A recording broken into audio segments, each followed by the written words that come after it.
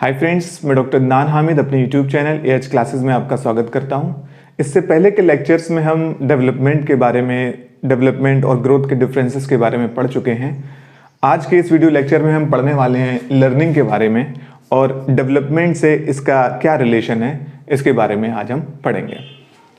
तो लर्निंग का क्या मतलब होता है? लर्निंग, अधिगम। लर्निंग का सिंपल मीनिंग होता है सीखना,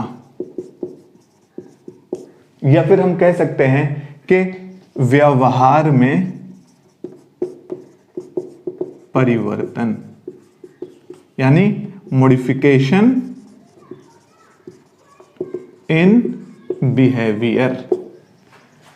जब कोई भी इंडिविजुअल किसी एक्सपीरियंस से या कोई किसी भी चीज से गुजरता है और अगर उसके व्यवहार में उसके जो है बिहेवियर में कोई भी परिवर्तन आता है, मॉडिफिकेशन आता है, तो हम कह सकते हैं कि लर्निंग हुई है, सीखना हुआ है, अधिगम हुआ है। हम कह सकते हैं फॉर एग्जांपल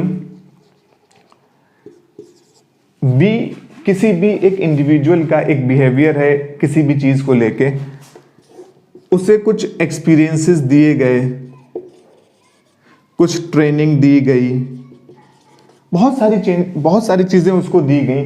तो जब उसका नया बिहेवियर अगर डेल्टा बी हो जाता है, बी इज द बिहेवियर, उसको कुछ एक्सपीरियंसेस दिए गए, उसको कुछ ट्रेनिंग दी गई, कोई भी जो है चीजें दी गई, तो अगर उसका बिहेवियर डेल्टा बी हो जाता है, जो कि हमारा क्या है, न्यू बिहेवियर, ये क्या था हमारा, ओल्ड बिहेवियर। तो अगर उसका बिहेवियर डेल्टा बी हो जाता है तो इस डेल्टा को हम क्या कहेंगे? इस डेल्टा को हम कहेंगे लर्निंग, यानी अधिगम। जब भी किसी भी इंडिविजुअल के बिहेवियर में किसी भी एक्सपीरियंसेस, ट्रेनिंग के जरिए कोई भी मॉडिफिकेशन होता है तो हम उसको क्या कहते हैं? हम उसको कहते हैं कि लर्निंग हुई है। गेट्स ने भी यही डेफिनेशन दी है। गेट्स ने क्या कहा है? अनुभव द्वारा व्यवहार में परिवर्तन अधिगम है। अनुभव द्वारा व्यवहार में परिवर्तन क्या चीज है? अधिगम है। कोई भी इंडिविजुअल हो, अगर वो किन्हीं एक्सपीरियंसेस से गुजरता है और उसका बिहेवियर चेंज होता है तो हम उसको लर्निंग कह सकते हैं। इसको अगर हम एग्जांपल से समझते हैं, कोई भी इंडिविजुअल है, साइकिल चलाने की कोशिश कर रहा है, ठीक है। अब उसने पहली बार साइकिल पकड़ी है तो जरूरी नहीं है वो चलाना सीख जाएगा। अब उसने कुछ एक्सपीरियंसेस किए, ट्रायल एरर किया, किसी ने उसको असिस्ट किया, बताया कि इस तरीके से जो है साइकिल चलाना है, इस तरीके से बैठना है, करना है। तो जब वो उन एक्सपीरियंसेस के बेसिस पर जब चलाना सीख जाएगा तो उसका नया बिहेवियर क्या हो जाएगा? डेल्टा बी हो जाएगा। तो हम कह सकते हैं कि लर्निंग हो गई, साइकिल चलाना उसको आ गया। इसी को हम क्या कहते हैं? लर्निंग कहते हैं, अधिगम कहते हैं। ये चीज यहां तक क्लियर हुई? चलिए आगे बढ़ते हैं। इसमें लर्निंग तक सारा क्लियर हुआ कि व्यवहार में परिवर्तन ही लर्निंग कहलाती है। अब हम पढ़ते हैं कुछ कैरेक्टरिस्टिक्स ऑफ लर्निंग, अधिगम की विशेषताओं के बारे में। सबसे पहला जो इसकी विशेषता है कि learning is a life long process. Learning is a life long process, यानी जन्म से मृत्यु तक चलती है। हम कुछ ना कुछ डेली, चाहे भले हम फॉर्मल मीन्स में सीखें या इनफॉर्मल तरीके से सीखें, हम कुछ ना कुछ जो है डेली सीखते रहते हैं। तो हम कह सकते हैं कि learning is a life long process, जन्म से लेकर मृत्यु तक चलने वाला प्रोसेस है। जबकि जैसे कि मैंने कहा, लर्निंग इज अ प्रोसेस, ये एक प्रक्रिया है, ना के product. Learning is a process, not a product. ये आपको क्वेश्चन आया हुआ है सीटेट में कि लर्निंग एक प्रोसेस है या प्रोडक्ट है, प्रक्रिया है या उत्पाद है। तो learning is a process, not a product. तो अगर लर्निंग एक प्रक्रिया है तो ये कैसी प्रक्रिया है? जैसे कि मैंने भी बताया, व्यवहार में परिवर्तन with the help of the experiences. जब इंडिविजुअल अपने समाज में, अपनी सोसाइटी में जाके इंटरेक्ट करता है तो वो उसकी लर्निंग स्टार्ट होती है। तो हम कह सकते हैं कि learning is a social process. कैसी प्रक्रिया है लर्निंग? एक सामाजिक प्रक्रिया है।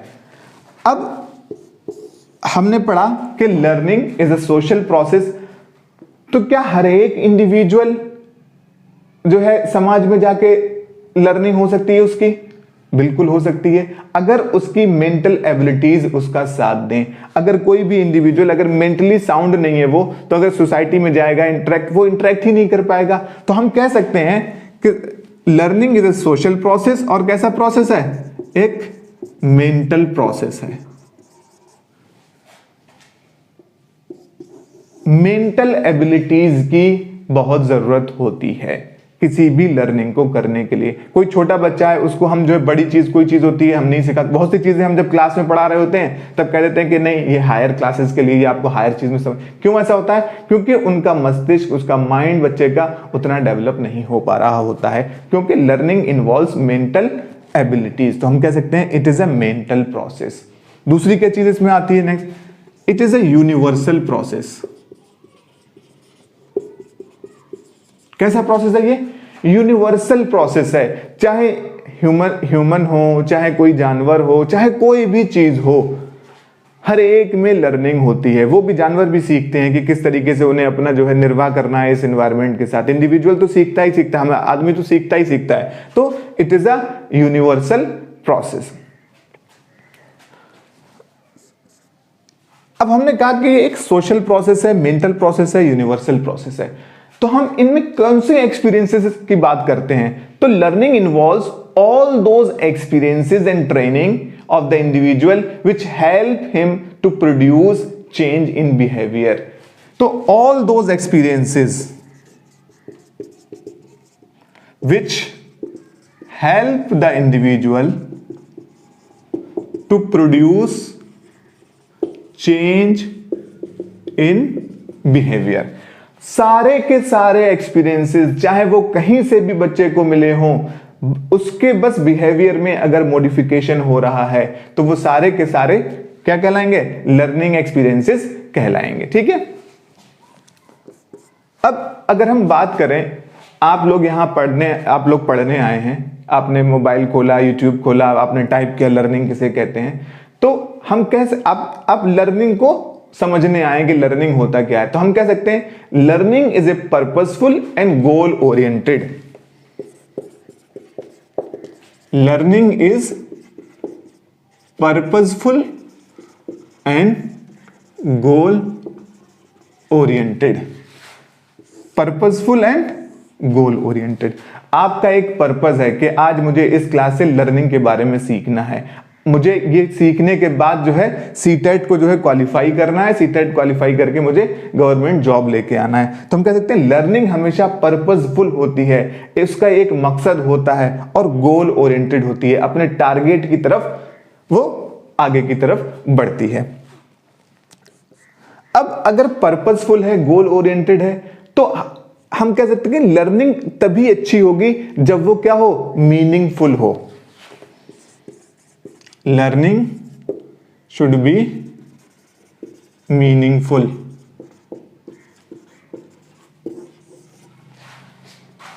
आप किसी भी इंडिविजुअल में लर्निंग तभी हो सकती है जब वो उसके लिए कुछ काम की हो। अगर ये वीडियो है, आपने बीएड किया है, जो है बीटीसी की हुई है, एमएड किया हुआ है, सीटेट अगर आपको देना है तभी आप जो है ये वीडियो देखेंगे। कोई भी जिसको इससे मतलब नहीं है, कोई भी इंजीनियरिंग का स्टूडेंट हो या किसी और स्ट्रीम का हो या पढ़ा लिखा ना हो, तो वो ये वीडियो नहीं देखेगा, उसे लर्निंग से कोई मतलब नहीं है। तो इंडिविजुअल भी सिर्फ उन्हीं एक्सपीरियंसेस की तरफ बढ़ता है जो उसके पर्पस को हल कर रहे हों, उसकी जो है उसको हेल्प करें, उसके पर्पस को, उसके गोल को अचीव करने के लिए। तो हम कह सकते हैं कि learning should be meaningful. Teacher का काम ये होना चाहिए कि जब लर्निंग हो रही हो तो टीचर जो है एक्सपीरियंसेस को और उसके जिस एक्सपीरियंसेस के जरिए जो वो उसको लर्निंग देना चाहता हो, सिखाना चाहता हो, वो चीज उसके लिए मीनिंगफुल हो। अब मीनिंगफुल होने के लिए हम कह सकते हैं इसमें एनालिसिस होता है। क्या क्या चीजें होती हैं इसमें? एनालिसिस होगा, प्रॉब्लम सॉल्विंग एबिलिटीज होगी, क्रिटिकल थिंकिंग होगी, रैशनल थिंकिंग होगी, बहुत सारी चीजें इसमें आपके इन्वॉल्व हो जाएंगी। तो यहां तक ये चीजें क्लियर हुई, इसको रब कर दें। अभी हमने पढ़ा कि learning is a purposeful, goal oriented और मीनिंगफुल है। तो हम ये सारी चीजें बहुत ज्यादा, जब कोई इंडिविजुअल को एक्सपीरियंसेस दिए जाते हैं और वो इनसे कुछ निष्कर्ष निकाल के कोई चीज सीखता है, तो ये एक बहुत जटिल प्रक्रिया है। तो हम कह सकते हैं कि learning is a complex process. कैसा प्रोसेस है ये? एक जटिल, इजी नहीं है। आप लोग यहां आए हैं, यूट्यूब खोला है, बैठे हैं, चीजों को सीख रहे हैं, समझ रहे हैं, फुल कंसंट्रेशन से लगे हुए हैं। तो learning is a complex process and it is required, क्या रिक्वायर्ड करता है? And required active engagement. Active engagement, ऐसा नहीं है कि आपने वीडियो चलाई हुई है, सामने कोई आप कोई खेल भी खेल रहे हैं, कोई आईपीएल देख रहे हैं या कोई और भी चीज कर रहे हैं या 2-3 चीजें एक साथ कर रहे हैं, तो एक्टिव एंगेजमेंट की जरूरत होती है कि अगर आप अपनी सारी इंद्रियों को, जब तक आपने अपने सारे सेंसेस को खोल के नहीं बैठे हुए हैं, तब तक आपके जो है लर्निंग, इफेक्टिव लर्निंग नहीं हो सकती। तो हम कह सकते हैं learning is a complex process and it is required an active engagement. अब जैसा कि मैंने अभी कहा कि इफेक्टिव लर्निंग किस तरीके से होगी? अगर चीजों को सिर्फ इंपार्ट कर दिया जाए, इंफॉर्मेशन की बम्बार्डिंग कर दी जाए स्टूडेंट्स के ऊपर, तो क्या वो इफेक्टिव लर्निंग होगी? नहीं होगी ना। बच्चों को आज के टाइम में अगर हम बात करते हैं तो कंस्ट्रक्टिव अप्रोच ऑफ टीचिंग चल रही है, जिसमें बच्चे अपने खुद की नॉलेज, खुद की लर्निंग खुद जो है डेवलप करते हैं। टीचर का रोल क्या होता है? टीचर का रोल सिर्फ एक फैसिलिटेटर का रोल होता है। वो सिर्फ एक अपॉर्चुनिटी प्रदान करता है जिससे कि बच्चे जो है अपनी नॉलेज को खुद कंस्ट्रक्ट कर सकें। तो लर्निंग तब अच्छी होगी जब हम उन्हें कुछ अपॉर्चुनिटीज दें, कुछ मौका दें अपनी नॉलेज को कंस्ट्रक्ट करने का। तो लर्निंग बाय डूइंग। अगर बच्चे इस तरीके से सीखते हैं तो उनकी लर्निंग जो होगी वो इफेक्टिव होगी। अब लर्निंग बाय डूइंग, अब जब बच्चे अगर लर्निंग बाय डूइंग कर रहे हैं तो जरूरी नहीं है कि वो, अगर वो किसी प्रॉब्लम को सॉल्व कर रहे हैं तो जरूरी नहीं है कि वो एक ही बार में किसी सोल्यूशन पे पहुंच जाएं। हो सकता है वो बहुत सारे अटेम्प्ट लें, हो सकता है उन्हें बहुत सारे जो है हेल्प की जरूरत पड़ जाए, बहुत की चीजें। तो ड्यूरिंग दिस ऑल फिनोमिनन वो क्या करेंगे? हो सकता है बहुत सारे एरर करें, ट्रायल एंड एरर मेथड का यूज करें, बहुत सारे मिस्टेक्स करें, कुछ उनके मिसकंसेप्शन होगा कि नहीं होगा? लर्निंग बाय डूइंग चल रही है, वो खुद से चीजों को कर रहे हैं तो गलतियां करेंगे, अपनी गलतियों से सीखेंगे। अब ये जो एरर है, मिस्टेक है, मिसकंसेप्शंस हैं, क्या टीचर को किसी तरीके से हेल्प करते हैं?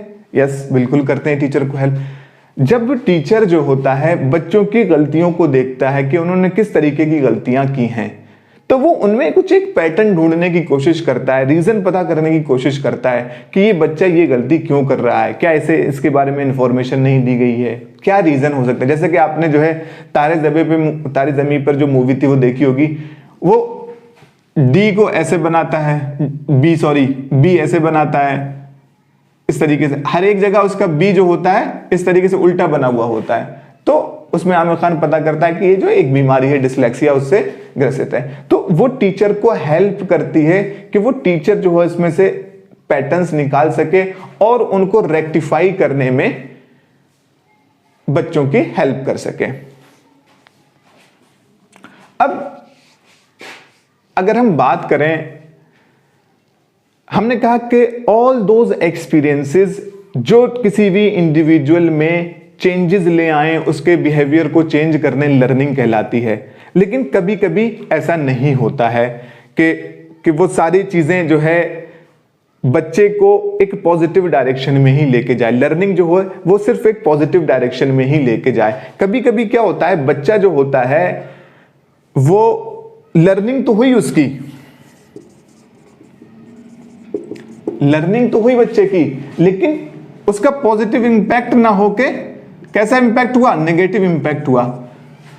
बच्चा जो है किसी गलत संगति में आ गया, अब वो जो है नशा करने लगा, उसने एक नया स्किल तो एक्वायर कर लिया नशा करने का, लेकिन जरूरी वो जो है उसकी लाइफ में गलत इंपैक्ट डाल रहा है। तो लर्निंग जरूरी नहीं है कि हमेशा पॉजिटिव डायरेक्शन में ही लेके जाए, लर्निंग जो होती है वो नेगेटिव डायरेक्शन में भी लेके जा सकती है। एक और चीज होता है अनलर्निंग। अनलर्निंग, अनलर्निंग भी एक लर्निंग है। अनलर्निंग लर्निंग कैसे हुआ? जरूरी नहीं है कि आपने कोई नया स्किल सीखा या किसी पहले जो स्किल था उसमें कुछ मॉडिफिकेशन कर लिया तभी आपकी लर्निंग होगी।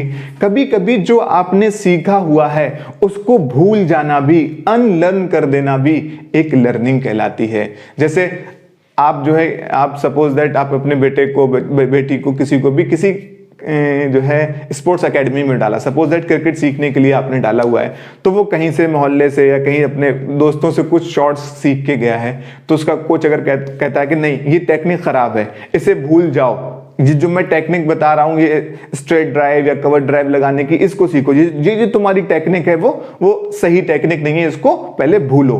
तो ये जो भूलना हुआ वो भी क्या हुआ, वो भी एक लर्निंग हुई। तो unlearning is also a learning, भूल जाना भी, लर्न बिहेवियर को भूल जाना भी एक लर्निंग हुआ। हमने कहा कि कुछ चीजें ऐसी होती हैं जिनके जरिए अगर व्यवहार में परिवर्तन आ रहा है तो वो लर्निंग नहीं कहलाती है। जैसे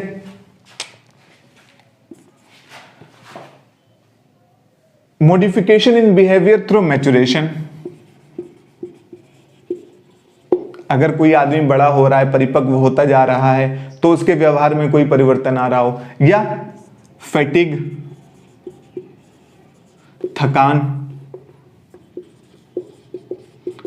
थकान की वजह से उसके व्यवहार में कुछ परिवर्तन है। लर्निंग हमेशा जो होती है एक स्थायी परिवर्तन लेके आती है किसी भी इंडिविजुअल के बिहेवियर में। तो थकान के द्वारा जो परिवर्तन होगा वो स्थायी नहीं होगा, स्टेबल नहीं होगा। तो मैच्योरेशन का, फैटिग का, या किसी इलनेस, बीमारी से, या किसी ड्रग उसने ले लिया है तो उसकी वजह से अगर कोई इसके बिहेवियर में परिवर्तन आ रहा है तो वो भी लर्निंग नहीं कहलाएगा। इसी तरीके से जब बच्चा पैदा होता है तो उसमें कुछ इन्नेट, कुछ जो है रिफ्लेक्सेस होते हैं, जैसे लाइट पे उसकी आंखों का ब्लिंक करना, अपने अंगूठे को चूसना, शक करना, तो ये सारे जो होते हैं ये लर्निंग का पार्ट नहीं होते हैं। ठीक, तो यहां तक सारा क्लियर हुआ कि लर्निंग किसे कहते हैं और लर्निंग की क्या विशेषताएं हैं। ये सारी चीजें क्लियर हुई, आगे बढ़े। ठीक, अब हम डिस्कस करेंगे विकास का अधिगम से संबंध। डेवलपमेंट का लर्निंग से कोई संबंध है कि नहीं है? डेवलपमेंट का लर्निंग से बहुत ज्यादा संबंध है। जैसे कि लर्निंग और डेवलपमेंट दोनों के दोनों लाइफ लॉन्ग प्रोसेस हैं, both our life long process. अब होता क्या, लाइफ लॉन्ग प्रोसेस कैसे हैं? जैसे कि हमने बताया, पियाजे ने कहा कि जब बच्चा डेवलप करता है वो एक इस स्टेज पे पहुंचता है कि वो अब कोई चीज रिसीव कर सकता है, उसको प्रोसेस कर सकता है, तभी उसकी लर्निंग होती है। यानी पहले डेवलपमेंट होता है फिर बच्चे के अंदर लर्निंग होती है। इसके एक एग्जांपल से अगर हम समझें, जैसे कि हमने कहा कि अगर हमने कोई मिट्टी का बर्तन बनाया, ठीक है, बनाने के फौरन बाद ही अगर हम उसमें पानी भरना चाहें तो क्या होगा? क्या उसमें पानी रुक पाएगा? नहीं रुक पाएगा ना। तो इसी तरीके से लर्निंग के लिए बच्चे के जो पोटेंशियल्स हैं, जो इन्नेट पोटेंशियल्स हैं, जन्मजात क्षमता, उनका विकसित होना, उनका डेवलप होना जरूरी होता है, तभी बच्चा जो है, बच्चे की लर्निंग जो है हो सकती है। जैसे कि हमने बताया लर्निंग जो होती है वो एक्सपीरियंसेस की बिना पे होती है। जब बच्चा अपनी सोसाइटी से इंटरेक्ट करता है, उससे जो है अंतःक्रिया करता है, तब उसके व्यवहार में परिवर्तन आता है। जब बच्चा इस काबिल ही नहीं है कि वो अपनी सोसाइटी से, अपने जो है सोशल एनवायरनमेंट से इंटरेक्ट कर सके, तो लर्निंग कहाँ से होगी। तो हम कह सकते हैं बहुत छोटे शब्दों में कि लर्निंग और विकास जो है परस्पर एक दूसरे से जुड़े हुए हैं। जैसे जैसे बच्चा जो है डेवलप करता है, उसका जो है लर्निंग होती रहती है। तो ये था हमारा लर्निंग के बारे में। आगे के लेक्चर्स में हम जो है क्या क्या फैक्टर्स हैं जो लर्निंग को प्रभावित करते हैं, लर्निंग कर्व्स के बारे में और लर्निंग प्रिंसिपल्स के बारे में पढ़ेंगे। तो आपको ये वीडियो कैसा लगा हमें कमेंट सेक्शन में बताएं। कोई सजेशन हो हमारे लिए तो बताएं, और अगर हमारी वीडियो आपको अच्छी लग रही हो तो आप उसको लाइक कर सकते हैं, अपने दोस्तों के साथ शेयर कर सकते हैं, हमारे चैनल को सब्सक्राइब कर सकते हैं। मिलते हैं नेक्स्ट टॉपिक के साथ नेक्स्ट वीडियो में। तब तक के लिए गुड बाय।